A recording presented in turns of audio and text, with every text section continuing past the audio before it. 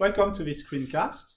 We are looking at growing the business, and this is for my Year 11 GCSE class.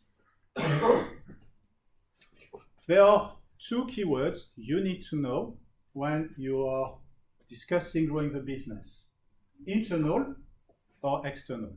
Internal is sometimes also called organic growth.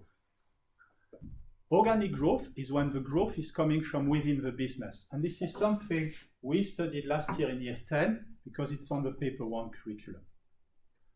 If you're trying to grow the business from the outside, this means the business is going to buy another business, or sometimes called a merger, when the two businesses are the same size. So you can't say one is bigger than the other one can buy the other.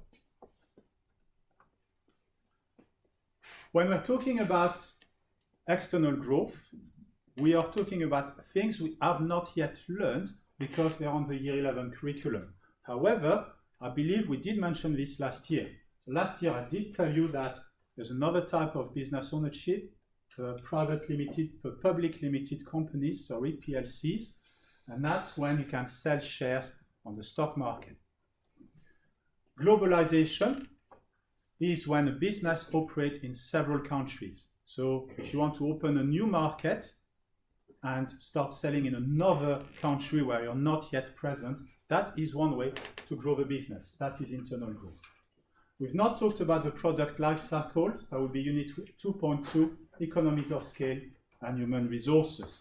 So be aware that there are some things into the examples I'm going to quickly discuss that we've not yet studied. Pros and cons, standard, your first two paragraphs when you're answering a 9-marker or a 12-marker question. What I really want to talk to you about, because in Year 11, I would like you to progress towards the higher grades with a sophisticated conclusion.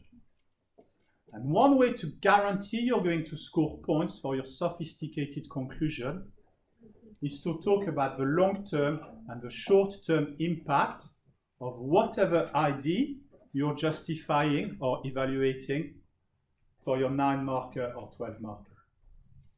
So in the short term, you can talk about the negative impact that buying a business has. In the previous slide, when I talked about human resources, we will finish the year learning about employees' motivation, about making employees redundant, or recruiting more employees. When a business buys another business, one way to reduce cost is to make redundant employees who are no longer needed because you've had two employees, one from one business, the other from the other business. You merge the two businesses together. Why would you need two employees? One will lose their job.